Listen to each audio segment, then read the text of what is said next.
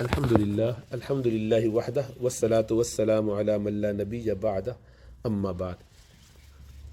حضرت مولانا اشرف علی تھانوی صاحب رحمۃ اللہ علیہ کے ملفوظات پڑھے جا رہے ہیں۔ فرماتے ہیں کہ کام کرنا چاہیے، اس غم میں نہ پڑنا چاہیے کہ میرے اندر شوق نہیں، خوف نہیں، کیفیات نہیں، لذات نہیں، انوار نہیں، یہ سب چیزیں غیر مقصود ہیں۔ یعنی یہ کہ بعض اوقات جب اللہ کے راستے میں چلتے ہیں، فکر کرنے لگتے ہیں، شروع میں زیادہ جذبہ ہوتا ہے، جوش ہوتا ہے، تو ایسا لگتا ہے کہ نماز میں بھی دل لگ رہا ہے، عبادات میں بہت مزہ آ رہا ہے، تہجد کا بھی دل چاہ رہا ہے، قرآن پڑھ رہے ہیں تو دل لگ رہا ہے، ذکر میں رونا بھی آ رہا ہے، دعا کر رہے ہیں تو بہت گڑ گڑا رہے ہیں۔ تو شروع کی کیفیت بڑی اچھی ہوتی ہے، اور پھر کبھی ایسا ہوتا ہے کہ خواب بھی آتا ہے، اچھے خواب آنے لگتے ہیں، اور سارا دن بڑا موڈ اچھا ہوتا ہے۔ اس کو کہتے ہیں، یہ جتنی بھی کیفیات ہیں، اچھے جذبات، اچھے خیالات آتے ہیں، شوق پیدا ہوتا ہے، اس سے دل ذرا کھل جاتا ہے۔ اس کو کہتے ہیں کہ یہ انبساط کی کیفیت ہے، بسط کی کیفیت ہے، خوشی کی کیفیت ہے، دل ذرا کھلا، سینے میں انشراح ہے، ہر کام میں بڑا مزہ آ رہا ہے، تو کام آسانی سے ہو جاتا ہے۔ ظاہری بات ہے، جس چیز میں دل لگتا ہے وہ کام کرنا آسان ہو جاتا ہے۔ تو لیکن حضرت فرما رہے ہیں کہ یہ مقصود نہیں ہے، اور یہ بڑا امتحان ہوتا ہے، کیونکہ ان کیفیت میں مزہ آنے لگتا ہے، اور یہ اگر نہ ہو تو خیال یہ ہوتا ہے کہ ہم تو بالکل ہی خراب ہیں۔ اچھا، کبھی دوسروں سے تذکرہ ہوتا ہے، کوئی اور بتاتے ہیں ان کا عبادت میں بڑا دل لگ رہا ہے، ان کو تو تہجد میں بہت مزہ آتا ہے، وہ تو لمبی نوافل پڑھ رہے ہیں، اور ہم پڑھ رہے ہیں تو نہ دل ہی نہیں لگ رہا ہے، نہ کچھ، دماغ ادھر ادھر گھومے چلے جا رہا ہے، تھکاوٹ ہے، بس ہمارے بندے پڑھ رہے ہیں۔ تو یہ احساس ہونے لگتا ہے کہ ہم بہت ہی گھٹیا گناہ گار ہیں، اللہ سبحانہ و تعالیٰ ہم سے محبت نہیں کرتے، شاید ہم اس قابل نہیں ہیں، دوسرا کتنا اچھا ہے، فلاں کو دیکھو کتنا اچھا ہے۔ یہ احساسات پیدا ہونے لگتے ہیں۔ پھر کسی نے اپنا خواب بتا دیا، ہم نے رسول اللہ صلی اللہ علیہ وسلم کی زیارت ہی ہو گئی، اب آپ تو بالکل ہی الٹے ہو جاتے کہ ہم تو کوئی اچھا خواب دیکھنا دور کی بات، یہ تو اتنی بڑی ان کو ماشاء اللہ زیارتیں ہو رہی ہیں، تو آدمی اپنے آپ کو بڑا ہلکا اور خراب محسوس کرتا ہے۔ تو حضرت فرماتے ہیں کہ یہ کوئی مسئلہ نہیں ہے، یہ ہماری اختیار کی چیز نہیں ہے، غیر اختیاری چیز ہے، اور یہ مقصود نہیں ہے۔ مقصود کی معین ہو جاتی ہے۔ ہاں، مقصود کیا ہے؟ اللہ کی رضا کے لیے کوشش کرتے رہنا، اس میں یہ ساری چیزیں مدد ضرور کر دیتی ہیں۔ جذبہ ہوتا ہے، ذرا پش مل جاتا ہے آپ کو، آپ کے چلنے میں ذرا ٹربو لگ گیا، ذرا انجن ذرا سا اچھا ہو گیا، ایک کلاس ہو گیا تو ذرا اسپیڈ بڑھ جاتی ہے، دل زیادہ چاہنے لگتا ہے، مزہ آنے لگتا ہے، تو مدد کرتا ہے، لیکن مقصود نہیں۔ مقصود نہیں ہونے سے یہ فائدہ ہو گیا کہ ہمیں اس سے مایوسی نہیں ہوگی، یہ ہوا تو اچھا ہے، نہیں ہوا تو بھی کوئی بات، نہ اس کے درپے ہونا چاہیے، نہ اس کے پیچھے پڑنا چاہیے، نہ اس کا بہت زیادہ طلب کرنی چاہیے، بس دعا اللہ سے کر لے کبھی کبھی، یا اللہ سبحانہ تعالیٰ ہمیں بھی ایسی کیفیت دنیا میں بھی، یہ نعمتیں بھی، مٹھائیاں دنیا میں بھی دکھا دیجیے۔ یہ گویا وقتی محنت کر رہا ہے امتحان کی تیاری میں، بیچ میں لا کے کسی نے آپ کو ایک مٹھائی بھی کھلا دی، تو کام کے دوران، پڑھائی کے دوران ابا نے لا کے، اماں نے لا کے گلاس دودھ کا پلا دیا، تو وہ ایک ایڈیشنل چیز ہے، تو ذرا لطف آیا، مزہ آیا۔ لیکن وہ ہوا کا جھونکا آئے یا نہ آئے، آپ گرمی میں وہ کام کر رہے ہو یا ایئر کنڈیشنر میں کر رہے ہو کام، نوکری پہ آپ 9 to 5 جا کے اپنا کام پورا کر رہے ہیں، خدائی کا کام ہے وہ پورا کر رہے ہیں، دل لگے نہ لگے پیسے آپ کو پورے ملیں گے، آپ اپنا کام پورا کرتے جائیں گے۔ مقصود ہے کام کرنا، اور شیطان اسی سے مارتا ہے، نفس کو اسی سے خراب کرتا ہے کہ اتنا عرصہ ہو گیا کچھ فرق تو پڑ ہی نہیں رہا، تو اس کا مطلب ہے میں چھوڑ دوں، کوئی فائدہ نہیں ہے، میں اس کام کا نہیں ہوں، میرے لیے نہیں یہ کام، میری اپنے اندر کی خرابیاں ہیں۔ تو کبھی یہ احساس ہوتا ہے، کبھی یہ ہوتا ہے کہ یار یہ طریقہ ہے بھی صحیح کہ نہیں، میرا خیال ہے کچھ اور پکڑتے ہیں، تو جاتا ہوں تو تھوڑے دور ہر ایک رہو کے ساتھ، پہچانتا نہیں ہوں ابھی راہ بر کو میں۔ اب یہی سمجھ میں نہیں آتا، ان کے ساتھ چلتے ہیں، تھوڑے ایسے بات لگا مزہ نہیں آیا، تھوڑے دن تو آیا تھا، اس کے بعد گڑبڑ ہو گئی، ان کو چھوڑ دیا، ان کے پیچھے چل پڑے، ان کو پلٹ کے ادھر چلتے پڑے۔ وہ یہ لوگ مختلف راستوں پہ ادھر ادھر جاتے رہتے ہیں، ہر جگہ ٹامک ٹوئیاں مارنا جسے کہتے ہیں، اندھیرے میں ہوتا کچھ نہیں ان سے، اس لیے کہ ایک راستے کو پکڑ نہیں رہے، ہر تھوڑی دیر بعد لین چینج کرتے رہتے ہیں۔ وہ آدمی سارا وقت لین چینج کرتا رہے گا، سیدھا کب آگے چلے گا، سب نکل جائیں گے اس سے آگے۔ یہ بیوقوفوں کی طرح گلیاں ہی چینج کرتا رہے گا، کبھی اس گلی میں مڑتا ہے، کبھی وہاں مڑتا ہے، اس کو کہیں سکون نہیں ہے، تسلی نہیں ہے۔ تو فرمایا کہ اور بعض کی قید اس لیے لگائی ہے، وہ بھی بعض کے لیے، فرمایا کہ معین ہو جاتی ہے، مددگار ہو جاتی ہیں یہ کیفیات، لیکن بعض کے لیے، وہ بھی بعض کے لیے، کچھ کے لیے کہہ رہے ہیں۔ بعض کی قید اس لیے لگائی کہ بعض کو یہ چیزیں مضر بھی ہوتی ہیں، ان کیفیات سے نقصان بھی ہو جاتا ہے، اسے بیان کریں گے بھی۔ اور ہر حال میں سالک جن احوال و کیفیات کے فقدان سے پریشان ہوتا ہے، یہ فقدان کوئی نقص نہیں، یعنی وہ نقصان کیا ہوتا ہے؟ جب آپ کے اندر ایک کیفیت آنے لگے تو آپ اس کیفیت کے لیے کام کر رہے ہیں، اس مزے کے لیے کام کر رہے ہیں۔ اب اللہ سبحانہ و تعالیٰ کی رضا، آخرت کی فکر، وہ ذرا پیچھے ہو گئی، اب اس مزے کے لیے، جبھی تو بدلتے رہتے ہیں لین، اب جبھی تو لوگ بدلتے رہتے ہیں، جبھی تو طریقے بدلتے رہتے ہیں، تو استقامت نصیب نہیں ہو پاتی۔ وہ اس وقت تک رہتی ہے جب تک کہ وہ مزہ آتا ہے. اب نہیں آ رہا تو کوئی اور چیز پکڑ لیجیے، چل اس سے آ جائے. اور وہ احساس اپنے اندر پہ پیدا ہونے لگتا ہے میں کچھ ہوں. میں بتا رہا ہوں مجھے جو خواب ایسے ایسے آ رہے ہیں، مجھے ایسے ایسے اچھی کیفیات پیدا ہو رہی ہیں. آپ کہہ رہے کہ یار ہمارا تو بڑا برا حال ہے. تو اندر اندر آپ کو جب یہ احساس ہوگا، آپ سے پوچھا آپ کو کبھی ایسا ہوا نماز میں کبھی خوشبو ایسی تو نہیں نصیب ہو رہی ہے، کچھ نہیں ہو رہا؟ اچھا پر آپ بھی پوری تہجد رہے، پوری نماز جماعت سے ہو رہی ہے، میں بھی کر رہا ہوں، دونوں کر رہے ہیں، مجھے کیفیت بھی ہے، آپ کے پاس کیفیت نہیں ہے، تو ظاہری بات ہے میرے اندر اپنی بڑائی آئے گی. تو میں تو بہت رسک پہ ہوں. ایک تو اس کیفیت کی وجہ سے کر رہا ہوں کام، یہ نقصان. دوسرا نقصان یہ کہ بڑائی اپنے اندر آنے لگی، عجب آنے لگتا ہے کہ میں کچھ ہوں گا ہی نہ، کہ اللہ اتنے عرصے سے یہ کیفیات اللہ نے برقرار رکھی ہے. ان کو تو نہیں دی اللہ نے، ان کو تو نہیں دی، مجھے دی. اس کا مطلب ہے میں کچھ چوزن سا ہوں، کوئی خاص بات تو ہوگی. تو اپنے بارے میں بھی بڑائی آنے لگتی ہے، اپنے کمالات نظر آنے لگتے ہیں. اب شیطان یہاں سے تباہ کرنا شروع کر دیتا ہے کہ آپ کچھ ہیں. اپنے اس احساس کی وجہ سے بندہ خرابی کی طرف کرنے لگتا ہے.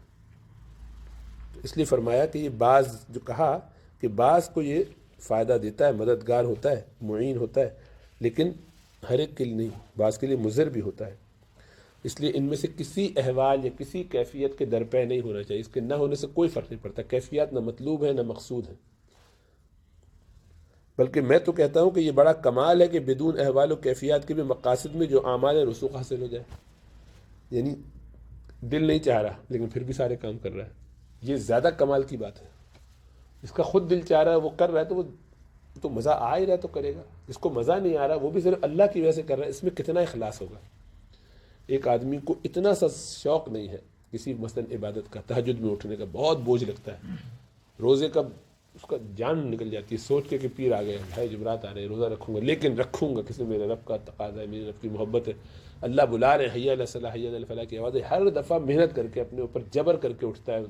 الارم لگا کے پش کر کے اپنے آپ کو آتا ہے. تو جتنی زیادہ محنت کریے، مجاہدہ جو اس کا حاصل، اس کی جو فضیلت اس کو حاصل ہوگی وہ دوسرے کو حاصل نہیں ہوگی، کیونکہ مجاہدہ تو اس نے کیا ہے، دوسرا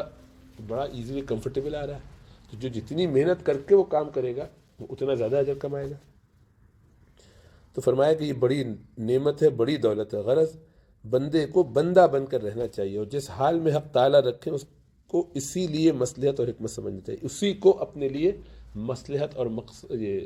حکمت سمجھنا چاہیے کہ اللہ میرے لیے یہی پسند کر رہے ہیں، اللہ میرے اندر بغیر کیفیات کے یہ ترقی دیکھنا چاہتے ہیں کہ یہ ہمارے پاس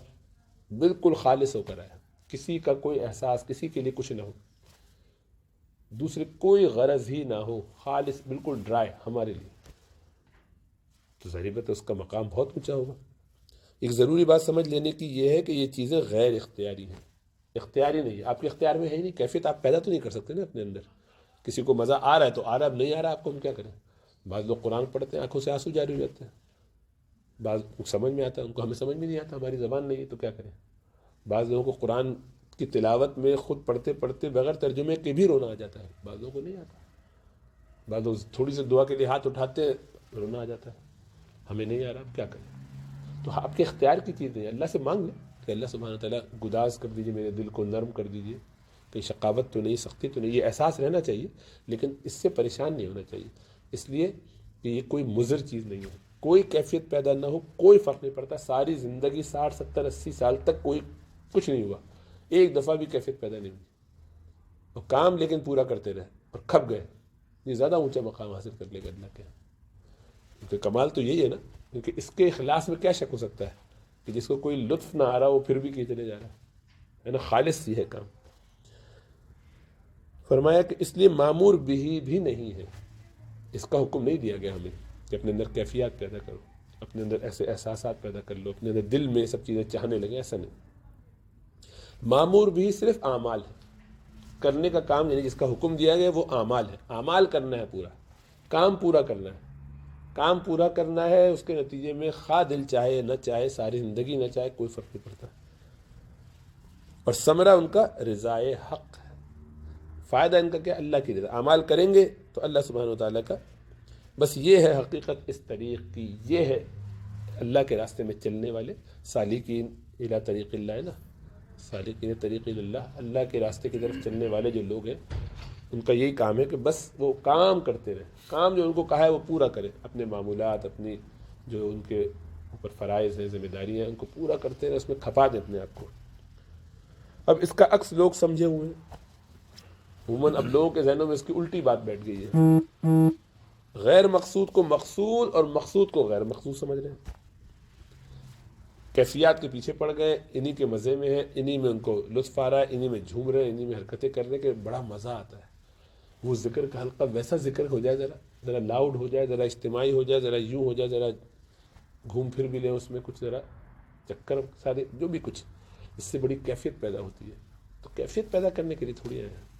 مقصود ہی نہیں ہے وہ چیز، تو اس کو فوکس کر دیا اور عمل چھوڑ دیا۔ جماعت سے نماز پڑھنے میں وہ لطف نہیں آ رہا جو اللہ اللہ کی ضرب میں آ رہا ہے، اس تو علاج ہے، ایک الگ بات ہے۔ تو لطف مقصود نہیں ہے، لطف کے لیے کچھ نہ کرو، وہ معمول پورا کرنے کے لیے کرو، ضرب لگاؤ، اللہ کی جو کام کہا دکھایا گیا بتایا گیا وہ کرو، لیکن وہ فوکس نہیں ہونا چاہیے۔ اس لیے غیر اختیاری چیزوں کے پیچھے پڑے ہوتے ہیں، اور وہ سبب پریشانی کا ہو جاتا ہے۔ پریشانی کا سبب اس لیے ہو جاتا ہے کہ آپ کے اختیار میں نہیں ہے، اس کے پیچھے پڑے ہوئے، وہ مل ہی نہیں رہا۔ اللہ نے طے کر دیا کہ آپ کو نہیں دینی ہو کیفیت کبھی بھی، تو نہیں ملے گی، اور آپ اس کے پیچھے بھاگے چلے جا رہے ہیں سائے کے پیچھے، تو نہیں مل رہا تو پریشان ہوں گے، ظاہر بات ہے۔ ٹارگٹ جس چیز کو بنایا ہو وہ کہاں مزہ آئے گا جب تک وہ اچیو نہ ہو جائے۔ اسی لیے میں سب سے اول اس کی کوشش کرتا ہوں کہ طالب صحیح راستے پہ پڑ جائے، یہ طریقے ہے سمجھو، کام میں لگ جاؤ، کام کرو، اسی کی طرف رہو اور اپنے مقصود کو سمجھ لے، پھر ساری عمر کے لیے انشاءاللہ پریشانی سے نجات ہو جائے گی۔ اور ایک پریشانی ہوتی ہے محبوب کے توارد اور تجلیات، تو اصل میں لکھنے میں کچھ غلطی ہوئی کتاب میں، وہاں پہ توار نہیں بلکہ انوار و تجلیات، کہ محبوب کے انوار اور تجلیات یہ حاصل ہو جائے، اس کی بھی ایک طلب ہوتی ہے نا۔ یہ تو فرمایا کہ وہ غم اور پریشانی ایسی ہے کہ ہزاروں سکون اور راحتوں کو اس پر قربان کر دی جائے، یعنی یہ غم کہ مجھے اللہ سبحانہ و تعالیٰ کی کوئی تجلی نظر آ جائے، مجھے اللہ سبحانہ و تعالیٰ کے کوئی انوارات میں سے کوئی انوار، کوئی نور، کوئی ایک ذرا سی چمک، ایک کیفیت، نہیں اپنی اعمال کی کیفیت کی بات نہیں ہو رہی، اللہ سبحانہ و تعالیٰ کی جھلک، تجلی، اس کی کار فرمائی دنیا میں جو نظر آتی ہے مختلف مخلوقات کے اندر، تو اسی طرح مجھے بھی ایک تجلی پتہ چل جائے، جو موسیٰ علیہ السلام نے کہا تھا کہ اللہ سبحانہ و تعالیٰ ربی ارینی انظر الیک، اے اللہ میں آپ کو نظر دیکھوں، ایک تجلی چاہیے۔ فرمایا کہ نہیں کر سکتے، قال لن ترانی، تم نہیں دیکھ سکتے مجھے، ولکن انظر الی الجبل، بلکہ اس پہاڑ کی طرف دیکھو، فإن استقر مکانہ فسوف ترانی، اگر تم دیکھو کہ یہ پہاڑ اپنی جگہ ٹھہرا رہ گیا ہے تو سمجھ لو پھر تم بھی دیکھ سکو گے۔ لیکن فلما تجلی ربہ للجبل، جب اللہ نے اپنی تجلی ڈالی اس پہاڑ پر، جعلہ دکا، فوراً ہی وہ چورا چورا بکھر گیا، ختم ہو گیا۔ وخر موسیٰ صاعقہ، موسیٰ علیہ السلام بھی گر پڑے بے ہوش ہو کے۔ تو جب افاقہ ہوا تو پھر یہی فرمایا کہ ہاں، اس لیے کہ یہ تجلی کا جذبہ ہونا کہ اللہ کی تجلی، کوئی اللہ کا نور، کوئی انوارات میں سے کچھ ایک چمک، ایک رمق کوئی نظر آ جائے، اس احساس میں یا اس نیت میں یا اس جذبے میں کوئی بری بات نہیں ہے، یہ احساس ہو سکتا ہے، کیفیت کی بات نہیں ہو رہی ہے، اللہ کا دیدار کی بات ہو رہی ہے۔ تو محبوب کا دیدار تو ساری زندگی اس کی طلب ہونی چاہیے، اس پہ غم ہوگا کہ اللہ کا دیدار کیوں نہیں ہو رہا، اللہ کے انوار و تجلیات مجھے نظر کیوں نہیں آ رہا، یہ ساری زندگی غم رہے تو اس غم پہ اللہ کو دیکھ لینے کی وجہ سے جو راحت حاصل ہوگی، اس پہ یہ غم زیادہ فضیلت کی چیز ہے، کیونکہ محبوب سے تعلق میں وہ جو اس سے حجاب رہتا ہے، جب تک اس سے ملاقات نہیں ہوتی، وہ جو تکلیف اور غم ہوتا ہے کہ کب محبوب سے ملاقات ہو جائے، تو اس عشق کے اندر، اس محبت میں، اس تعلق میں یہ غم بڑی قیمتی چیز ہے، یہ غم خود مقصود ہے، بہت اہم چیز ہے، اس پہ بہت سی راحتیں قربان کی جا سکتی ہیں۔ فرما رہے کہ اگر یہ غم ہے کہ اللہ سبحانہ و تعالیٰ کی کچھ تجلی ہوتی، تو یہ غم کے لیے تو ساری زندگی غم جھیلتا رہے آدمی، اس لیے کہ اس سے کروڑوں رحمتیں نازل ہوں گی اور بہت برکتیں حاصل ہوں گی، بہت اونچے مقامات ملیں گے، کہ اللہ سبحانہ تعالیٰ تو جانتے ہیں بندہ مجھ سے ملنا چاہتا ہے، مجھے دیکھنا چاہتا ہے، لیکن دنیا میں دکھا نہیں سکتا، یہ بھی موقع نہیں ہے، ہم نے دکھا نہیں سکتا، مراد ہے کہ اللہ سبحانہ تعالیٰ نے یہ اصول بنایا کہ دنیا میں نہیں دکھائیں گے، وہ وہاں کے لیے ہے، قیامت میں دیکھیں، جبھی تو اس کا جو مزہ ہوگا، جو لطف ہوگا اللہ کے دیدار کا، آدمی کئی کئی 100 سال تک اللہ کا دیدار کرتے رہیں گے، اس مزے میں بھول جائیں گے جنت کی ساری نعمتیں، پلک جھپکنے کا بھی کسی کا ارادہ نہیں ہوگا، اتنا مزہ ہوگا۔ اسی لیے قیامت والے دن سب سے زیادہ لوگ جس عذاب میں مبتلا ہوں گے وہ یہ کہ وہ اللہ کو دیکھ نہیں سکیں گے، اللہ سے بات نہیں کر سکیں گے۔ ولا ينظر الیہم ولا یکلمہم اللہ ولا ينظر الیہم، اللہ نہ ان سے بات کریں گے نہ ان کی طرف نظر کریں گے، یہ ان کے لیے سب سے بڑا عذاب ہوگا۔ اخسؤ، دفع ہو جاؤ، نکل جاؤ، مت آؤ میرے سامنے، ولا تکلمون، بات مت کرو مجھ سے۔ یہ سب سے بڑی اذیت، جہنم سے بڑا عذاب یہ عذاب ہوگا۔ جس خالق کی خاطر ہم ساری زندگی جیتے رہے، ساری زندگی اس کے کھاتے رہے، اس سے تعلق بھی دنیا میں اس کو پہچانے ہی نہیں،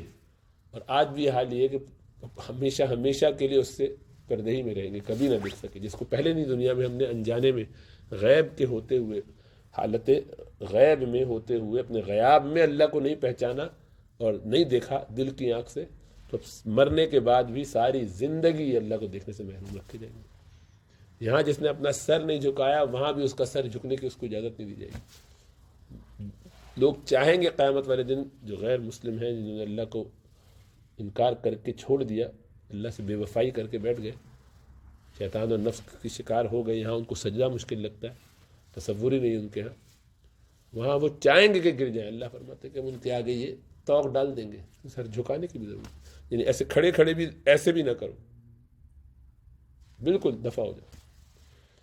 یہ سب سے بڑی تکلیف ہوگی وہاں پر۔ تو اب اس غم میں کہ میرے محبوب سے میری کب ملاقات ہوگی، تو یہ جذبہ جو ہے، تو غم اتنا قیمتی ہے کہ اس پہ بہت راحتیں قربان کی جا سکتی ہیں، تو فرما رہے ہیں۔ اور ایک پریشانی ہوتی ہے محبوب کے انوار و تجلیات کی، تو وہ غم اور پریشانی اور حزن تو ایسی ہے کہ ہزاروں سکون اور راحتوں کو اس پر قربان کر دی جائے۔ اس میں محب کو ہر ساتھ یہ خیال رہتا ہے کہ میں محبوب کا حق ادا نہیں کر سکا، ہر وقت احساس رہتا ہے نا اس غم میں، اللہ کے انوارات اور تجلیات نہیں نظر آ رہی ہیں دنیا میں، ابھی میں اس قابل نہیں ہوں، میری کمزوریاں ہیں۔ پھر جس وقت یہ شبہ ہو جاتا ہے کہ ان کی محبت یا طلب میں ذرہ برابر بھی کمی ہے، تو اس پر حزن اور غم کے پہاڑ ٹوٹ پڑتے ہیں۔ اسی کو فرماتے ہیں، سالک دل کے باغ میں سے اگر ایک تنکا بھی کم ہو جاتا ہے تو اس کے دل پر ہزاروں غم سوار ہو جاتے ہیں۔ دل میں اس نے اللہ کی محبت کا باغ لگایا ہے، اس میں ایک تنکے کی بھی کمی آ جائے، ایک سوکھا ہوا کوئی گھاس کا حصہ وہ ادھر ادھر ہو جائے، تو اس کا بھی غم ہوتا ہے کہ یہ کیا ہوا، میں نے تو اتنا قیمتی بنا کے باغ رکھا تھا، مثلاً یہ کہ اس سے کوئی کوتاہی ہو جائے، کوئی یعنی سنت بھی چھوٹے، کوئی مستحب بھی چھوٹے، تو ہر ایک پہ غم کرتا ہے کہ یہ کیسے ہو گیا، میں نے تو تباہ کر دیا اپنے آپ کو، یعنی اس کے اندر یہ غم کی کیفیت پیدا رہتی ہے۔ بر دل سالک ہزاراں غم بود، غرض باغ دل خلال کم بود، ایک خلال بس کم ہو جائے تب بھی اتنا غم اس کو ہو جاتا ہے۔ پھر یہ سب کچھ تو ہے، مگر اس طریق میں ناکامی اور نا امیدی اور مایوسی کا نام و نشان نہیں، کیونکہ یہ تو راستہ ایسا راستہ ہے اللہ کو پانے کا راستہ، تزکیے کا راستہ، کہ اس میں غم کی کوئی بات ہے ہی نہیں۔ اس راستے میں تو داخلہ لے لینا ہی بس کافی ہے، یعنی غم نہ ہونے کے لیے، کیونکہ جو اس میں داخلہ لے لے گا بس وہی چل پڑا ہے، اس راستے پہ بس چل پڑو اور چلتے رہو، لگ جاؤ، کھپ جاؤ، ختم ہو جاؤ اسی میں، پھر منزل نہ ملے کوئی بات نہیں، منزل یہی ہے، اسی میں کام کرتے کرتے یہی سارا کام ہی منزل ہے، لگے رہے اس میں آدمی، قدم قدم پر تسلی موجود ہے، بشرطے کہ منزل مقصود کی صحیح راہ معلوم ہو گئی ہے، راستہ صحیح سمجھ میں آنا چاہیے، صحیح لین پکڑ لی ہو، صحیح بس میں بیٹھے ہو، صحیح ٹرین صحیح جہاز پکڑ لیا، اب وہ جب تک پہنچا ہے، پلین میں بیٹھ جاتے آنکھ بند کر کے 8 گھنٹے کا سفر، کوئی سوچتا نہیں کہ کہاں جا رہا ہے، کوئی فکر نہیں ہوتی، بظاہر اندر تو دیکھ کے اگر اندر ہی دیکھے تو لگے گا ہل بھی نہیں رہا، یہ تو باہر سے پتہ چلتا ہے کہ چل رہا ہے، اور جس اسپیڈ سے چلتا ہے اس اسپیڈ سے تو کبھی لگتا ہی نہیں جہاز کے اندر، لگتا ہے کبھی کہ آپ کو اتنی تیزی سے جہاز جا رہا ہے، اندر تو اگر آپ ایسے طے کر لیں، کوئی آپ کو بتا دے کہ اس وقت رکا ہوا ہے ہوا میں، تو آپ مان لیں گے واقعی رکے ہی ہوا لگ رہا ہے ہمیں تو، اور پھر وہ اگر پتہ چلے کہ ڈیٹور کر رہے تو بھی ٹینشن نہیں ہوتی، اتنا ہوتا ہے کہ لیٹ ہو جائیں گے، لیکن یہ ٹینشن نہیں ہوتی کہ کیا ہوا اتنا گھوم کے چکر ادھر ادھر سے آ رہا ہے، جگہ نہیں ملی، ابھی بہت فلائٹیں زیادہ ہو گئی، ٹینشن نہیں ہوتی، مطلب کہ مقصد سیٹ ہے، لائن سیٹ ہے، طریقہ بالکل ٹھیک پکڑا ہے، بس صحیح پکڑی ہے، جہاز صحیح پکڑا ہے، پھر کوئی ٹینشن نہیں ہوتی۔ اس لیے بس یہی ہے اصل کام کہ صحیح راستے پر صحیح لوگوں کے ساتھ ہو۔ اس لیے کہ پھر تو صرف چلنا ہی باقی رہ جاتا ہے، جس قدر چلتا ہے مقصود سے قریب ہوتا جاتا ہے، پھر تو اس شخص کو نا امیدی اور مایوسی کا وسوسہ بھی نہیں ہوتا۔ جیسے کہ مولانا رومی فرماتے ہیں کہ نا امیدی کے کوچے میں بھی مت جاؤ، کیونکہ حضرت حق سے بہت امیدیں ہیں، اندھیری کی طرف مت جاؤ جبکہ سورج نکلے ہوئے ہو، نظر آ رہا ہے کہ یہ راستہ ہے، بس اسی راستے پہ رہو، اندھیرے میں کہاں چلے جاتے ہو، الٹے راستے پہ پکڑتے ہو، غلط سمت میں مت جاؤ۔ باقی خود محبت کے نشیب و فراز کی پریشانی یہ الگ چیز ہے، یہ تو مزے کے، یعنی اس محبت کو حاصل کرنے میں جو آدمی کو پریشانی ہوتی ہے، اللہ سے محبت، اللہ سے تعلق بنانے میں، تو اس کا تو ایک غم آدمی کو موتی لگتا ہے۔ وہ جو غم بھی تیرے رستے میں ملا ہے، تیرا تحفہ سمجھ کے رکھ لیا ہے۔ خوشی کیا چیز ہے اس غم کے آگے، وہ غم جس سے خدا ہم کو ملا ہے۔ اس غم میں ہمیں اللہ کی محبت مل جائے، اللہ سے تعلق مل جائے، اس میں کیا چیز ہے خوشی؟ خوشی تو کچھ بھی نہیں ہے، اس کو ہم قربان کر سکتے ہیں اس غم کی وجہ سے۔ اور غم کیوں آتا ہے؟ اللہ کی جب ہم فرما برداری کرتے ہیں تو زمانہ تو ساتھ دیتا نہیں، دنیا ساتھ نہیں دیتی، بیوی بچے ساتھ نہیں دیتے، اسی لیے قرآن نے کہا کہ تمہارے اولاد، تمہاری بیویاں یہ تمہارے دشمن ہیں۔ بیویوں کے لیے شوہر دشمن ہے، کیونکہ وہ دنیا میں اس طور پر دشمن ہے، ایسا نہیں کہ جانتے بوجھتے دشمن ہے، بس وہ اپنے تقاضے ان کے وہ پل کرتے ہیں آپ کو نیچے۔ آپ روحانی طور پر ترقی کرنا چاہیں گے یا آپ کو دنیا میں کھینچیں گے، وہ ضرورت ہے ان بیچاروں کی، اللہ نے امتحان کے لیے رکھے ہیں۔ اللہ نے فرمایا تمہارے لیے امتحان ہے، آزمائش ہے، وہ اسی لیے ہے۔ ایسا نہیں کہ اس کو ان کی طرف جا کے کہو کہ تو آزمائش ہے، تو یہ ہے، یہ بکواس بیہودہ باتیں نہیں کرنی ہے۔ یہ آپ کو سمجھنا ہے کہ آپ کے لیے امتحان کا مطلب کیا ہے۔ اللہ نے ذمہ داری لگا دی آپ کے ساتھ۔ اسی طریقے سے ہمارا نفس، وہ ہمارا اسی طریقے سے معاملہ خراب کرتا ہے، کھینچتا ہے ہمیں دنیا کی طرف۔ تو ہم جتنی قربانی دیتے ہیں ان سب کے خلاف کام کرنے میں، تو آپ جتنا زیادہ اپنے، اب آپ ایک انسان کھڑا ہوا ہے، سفر پہ چلنا چاہتا ہے، اس کے پاؤں میں ایک آنکڑا، اس کے اندر زنجیر، دوسرا دنیا کی محبت کی زنجیر، ادھر بیوی کی، بچوں کی، نوکری کی، دنیا کے شہوتوں کی اور مختلف جو اس کے تقاضے ہیں ان سب کو پورا کر، جتنی زیادہ زنجیریں ہوں گی، پورا جیسے اس کا جکڑا ہوا ہے اتنا زیادہ اس کا چلنا مشکل ہوگا۔ تو اتنے پتھروں کو باندھ کے پاؤں پہ، اتنے بڑے بڑے گولے وہ اپنے ساتھ باندھا ہوا ہے پاؤں میں، تو جب پاؤں اٹھاتا ہے تو پاؤں بھاری لگتا ہے۔ جتنا زیادہ تعلق ہوگا، زنجیر علائق یعنی علاقے، تعلقات کی زنجیریں جتنی زیادہ ہوں گی اتنی زیادہ مشکلات ہوں گی۔ تو اب ان میں کچھ فرائض کے درجے میں وہ تو کرنی پڑیں گی، فرائض کے علاوہ جو ہے مستحبات یا سنت یا اضافی یا جائز دائرے میں ان کو کم سے کم کرنا چاہیے، اور ناجائز جتنے بھی تعلقات ہیں ان کو تو ویسے ہی ختم کر دینا چاہیے تاکہ سفر ہلکا ہو جائے، پاؤں اٹھانا آسان ہو۔ تو اب یہ پھر نعرہ مستانہ، ایک مستانہ نعرہ یہ ہے، پھر نعرہ مستانہ ہائے دل دیوانہ، اس دل کو جو اللہ کی محبت میں دیوانہ ہو گیا ہے، اس کا کیا نعرہ ہے؟ زنجیر علائق پر ایک ضرب ہو رندانہ، بس ایک رندی کی طرح، رندی کہتے ہیں جو شراب کے نشے میں دھت ہو، یعنی جو اللہ کی محبت کے نشے میں، جس نے اللہ کی محبت کے نشے کی جام پی لیا ہو تو وہ بالکل اب مست ہے،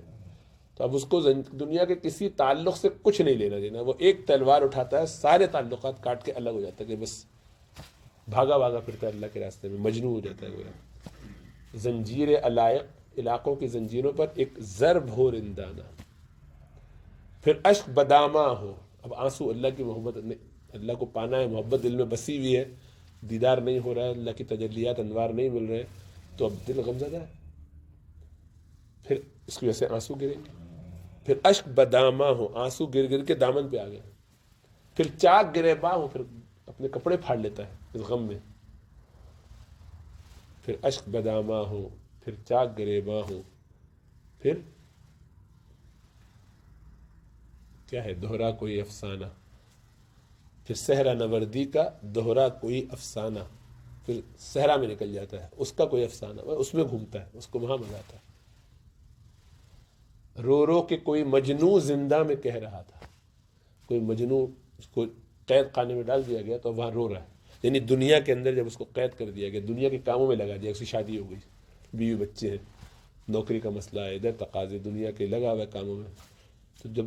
قید خانے میں ڈالا جاتا ہے تو روتا ہے، رو رو کے کوئی مجنوں زندہ میں کہہ رہا تھا یا رب میرا ویرانہ، یا رب میرا ویرانہ۔ میں تنہائی میں تھا، آس پاس کچھ نہیں تھا، بس آپ تھے اور میں تھا، اپنے کام میں لگا ہوا تھا، تو یا اللہ سبحانہ تعالیٰ اس غم کو اپنے اوپر وہ محسوس کرتا ہے۔ تو جب اللہ کی یہ محبت کی وجہ سے غم ہے تو یہ غم اس کے لیے بہت بڑا تحفہ ہوتا ہے۔ محبوب کی یاد کے لیے اتنی محنت کی جاتی ہے